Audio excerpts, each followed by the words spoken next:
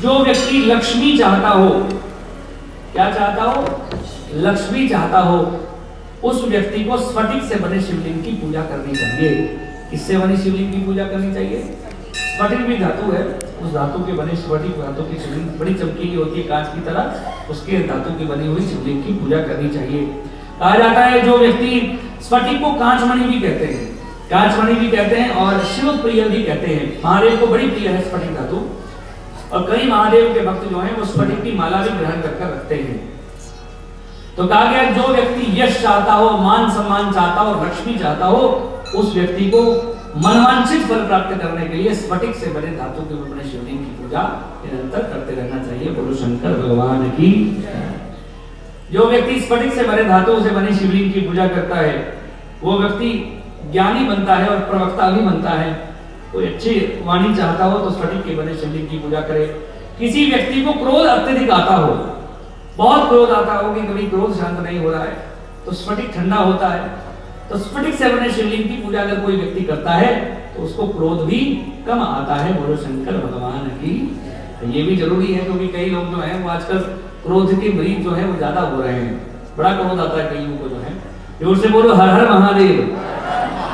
इसलिए स्फटिक से बने शिवलिंग की पूजा जो है वो ऐसे होता है। साथ में कहा गया कि नारी भी स्फटिक से बने शिवलिंग की पूजा कर सकती है, और जो स्फटिक से बने शिवलिंग की पूजा करता है महादेव स्वयं उस व्यक्ति की रक्षा करते हैं, ऐसा भी कहा गया है। और उसके बाद कहा कि आप अष्ट धातु से बने शिवलिंग की पूजा कर सकते हैं, मिट्टी से बने शिवलिंग की पूजा भी कर सकते हैं। इससे बने शिवलिंग की पूजा कई लोगों को आपने देखा भी होगा, पहले होता था, इनको हम पार्थिव शिवलिंग भी कहते हैं। बोलो शंकर भगवान की। देखो जो पत्थर का शिवलिंग होता है उसको कहा जाता है बाण शिवलिंग। कौन सा शिवलिंग? बाण शिवलिंग। और जो मिट्टी से बना शिवलिंग है उसको कहा जाता है पार्थिव शिवलिंग। और कईयों को आपने देखा भी होगा पहले मिट्टी से बना शिवलिंग बनाते थे सुबह सुबह, और बनाकर उसकी पूजा करते थे, और पूजा करने के बाद उसी जल में उस शिवलिंग को जो है वो घोल देते थे। आज भी कई ऐसे भक्तगण हैं हमने देखे हैं, और अधिकतर गुजरात की तरफ जो है वो ऐसे शिव भक्त आपको मिलेंगे, वो बिना शिव पूजा से जो है वो जल तक ग्रहण नहीं करते। तो वो किसी की मेहमानी में भी जाते हैं तो क्या करेंगे, अपने बैग में जो है वो थोड़ी सी मिट्टी ले जाएंगे। अच्छा, मिट्टी भी कहा जाता है वो जंगल में स्पेशल होती है, एक मिट्टी तो होती है चिकनी चिकनी सी, आपके यहाँ होती होगी नहीं, दीमक की मिट्टी हमारे बोलते हैं, तो वो उस मिट्टी से वो बनता है, बाहर से जो है मिट्टी निकाल लें तो उसको अपने बैग में रखते हैं, और जब प्रातः काल होती है तो जल्दी से गूंथ कर शिवलिंग बनाएंगे, उसकी पूजा करेंगे, और पूजा करने के बाद जल में उसमें ही मिला देंगे। वो है मिट्टी से बना शिवलिंग। और इसको कहा जाता है कि जो व्यक्ति पार्थेश्वर महादेव की पूजा करता है, मिट्टी से बने शिवलिंग की पूजा करते हैं, उन व्यक्ति को कभी अकाल मृत्यु नहीं होती। और जो पुत्र की इच्छा व्यक्ति चाहता हो, पुत्र या पुत्री की इच्छा चाहता हो, वो व्यक्ति भी इस मिट्टी से बने शिवलिंग की पूजा उस व्यक्ति को निरंतर करते रहना चाहिए। बोलो हर हर महादेव। थोड़ा सा आराम से बोलो, कहीं बाहर ना सुन जाए हर हर महादेव। अरे कहीं गला ना बैठ जाए, थोड़ा आराम से बोलो हर हर महादेव। इतने आराम से बोलते हो जैसे शर्म लग रही हो, पता। हाँ, शर्मना नहीं चाहिए भगवान के जयकारा में, ये तो प्रभु का नाम है। अब कहा गया कि कई भक्त जो हैं वो आटे से बना हुआ शिवलिंग भी बनाते हैं। जब कुछ ना मिले तो आटा ही गूंथा और आटे को गूंथ कर शिवलिंग बना लो। कई भक्तगण जो हैं वो गोबर से बने हुए शिवलिंग की पूजा भी करते हैं। देवताओं ने भी गोबर से बने हुए शिवलिंग की पूजा की थी। स्फटिक से बने शिवलिंग की पूजा माता लक्ष्मी ने की थी। फूलों से बना हुआ शिवलिंग की भी पूजा होती है। कई लोग जो हैं वो फल से बने शिवलिंग की पूजा भी करते हैं। बोलो शंकर भगवान की। कई लोग गुड़ से भी शिवलिंग बनाते हैं, कई लोग मक्खन से भी शिवलिंग बनाते हैं, और कई लोग जो हैं वो भस्म का शिवलिंग भी निर्माण करते हैं। और भस्म के शिवलिंग की पूजा केवल यतियों को करनी चाहिए, जो महात्मा यति हों, दिगंबर हों, उन्हीं को इससे बनी हुई शिवलिंग की पूजा करनी चाहिए। अब इसमें इस विषय में आ जाता है कि भाई सारे शिवलिंगों की बात हो गई, परंतु एक शिवलिंग है नर्मदेश्वर शिवलिंग, इसकी पूजा क्यों विशेष बताई गई? क्योंकि कहा गया स्थापित शिवलिंग, फिर स्वयंभू शिवलिंग, फिर नर्मदेश्वर शिवलिंग और फिर ज्योतिर्लिंग। तो नर्मदेश्वर शिवलिंग की क्या महत्ता है, विशेष ध्यान से सुनिएगा, और मैं आपको विशेष रूप से बताऊंगा, नर्मदा पुराण के अनुसार भी बताऊंगा कि क्यों नर्मदा की महत्ता ज्यादा बड़ी है। तो कहा गया कि एक समय भगवान महादेव तपस्या करने के लिए गए, अमरकंटक पर्वत पर विराजमान हुए। जब भगवान महादेव ने कठिन तपस्या की, तपस्या करने के बाद भगवान के शरीर के अंदर से थोड़ा पसीना निकला, और जब पसीना निकला तो उस पसीने से एक नदी का निर्माण हो गया। अब सोचिएगा महादेव का शरीर कितना बड़ा होगा।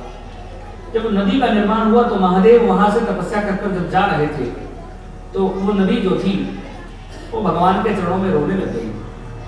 महादेव को कहते हैं कि प्रभु,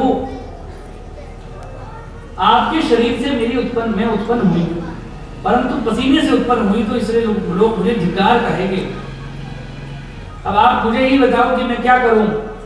तो महादेव ने कहा कि हे देवी, तुम मेरी शरण हो, मुझसे उत्पन्न हुई हो। और बहुत सी नदियां भारतवर्ष में, कुछ नदियां नर हैं, कुछ नदियां मादा हैं, जैसे गंगा महारानी मादा है, मां है। कुछ नदियां आपको नर भी मिलेंगी।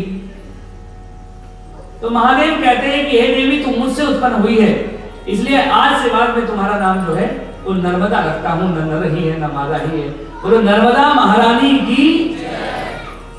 और महादेव कहते हैं कि हे नर्मदा, मैं आशीर्वाद देता हूं कि आज के बाद तुम्हारे अंदर से एक एक जो पत्थर भी होगा, एक एक लिंग भी होगा, एक एक पाषाण, एक एक पत्थर भी जो है वो शिवलिंग का स्वरूप होगा। और मैं भी आशीर्वाद देता हूं कि तुम मुझसे उत्पन्न हुई है, जो तेरे अंदर से शिवलिंग निकलेगा उस शिवलिंग को प्रतिष्ठा करने की आवश्यकता नहीं होगी। बोलो शंकर भगवान की। देखो, महादेव का जो शिवलिंग होता है उसकी प्रतिष्ठा होती है। क्या होती है? तो कई लोग उसको प्राण प्रतिष्ठा बोल देते हैं।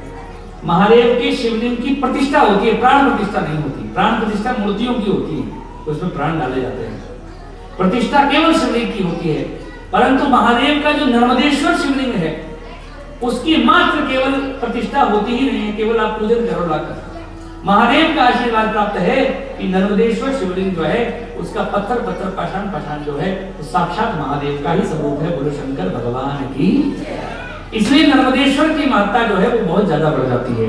एक बार प्रेम से बोलो हर हर महादेव। और ये भी कहा गया है, अब देखो, पहले नर्मदेश्वर शिवलिंग तो हम बाद में जानेंगे, पहले हम लोग नर्मदा के बारे में जाने कि नर्मदा क्या है।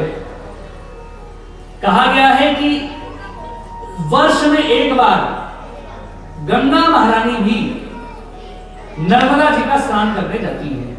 कौन जाती है? हम लोग गंगा के स्नान करने जाते हैं। वर्ष में एक बार गंगा भी नर्मदा का स्नान करने जाती है।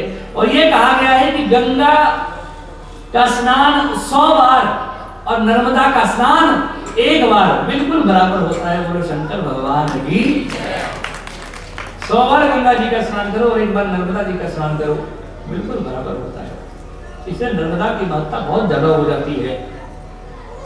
ये भी शास्त्र कहते हैं कि जो व्यक्ति एक बार भी नर्मदा की परिक्रमा कर देता है उस व्यक्ति की मुक्ति निश्चित है। निश्चित है, वो भगवान के धाम का निवासी हो जाएगा। इसलिए हमको नर्मदा की परिक्रमा भी करनी चाहिए। और नर्मदा ऐसी नदी है जो उल्टी दिशा में बहती है, ये भी इसके विषय में कहा जाता है। और नर्मदा की महत्ता इससे भी है कि जैसे हमारे धर्म में 4 वेद हैं। कितने वेद हैं? अच्छा, कौन कौन से हैं? हाँ, पहला है, कौन कौन से हैं? एक ऋग्वेद, दूसरा यजुर्वेद, सामवेद और बहुत बढ़िया 4 वेद हैं। बिल्कुल वैसे ही भारतवर्ष में 4 नदियां जो है प्रमुख मानी जाती है। शास्त्र कहते हैं कि जो ऋग्वेद है वो गंगा महारानी है, जो यजुर्वेद है वो यमुना महारानी है, हम आप सभी के निकट ही बहती है। जो ऋग्वेद है वो गंगा महारानी है, जो यजुर्वेद है वो यमुना महारानी है, जो अथर्ववेद है वो सरस्वती महारानी है। ये तो बिल्कुल आपके उद्गम निकट ही है माता सरस्वती का। बोलो सरस्वती महारानी की। गुप्त रूप से विराजमान है। और चौथी कहा गया है कि जो सामवेद है वो नर्मदा महारानी है। जैसे 4 वेद भारतवर्ष में हमारे धर्म के प्रमुख हैं, बिल्कुल वैसे ही भारतवर्ष में 4 वेदों के स्वरूप में 4 नदियां विराजमान रहती है। जैसे हम लोग यहाँ पर इसको गंगा मानते हैं, दक्षिण भारत की गंगा भी नर्मदा को माना जाता है। ये तक शास्त्र कह देते हैं कि अगर किसी व्यक्ति को ब्रह्म हत्या का दोष लगा हो और वो नर्मदा नदी में जाकर स्नान कर लेता है तो ब्रह्म हत्या का दोष से भी वो निवृत्त व्यक्ति हो जाता है। इतनी बड़ी नर्मदा महारानी है। बजाओ जोर से तालियां।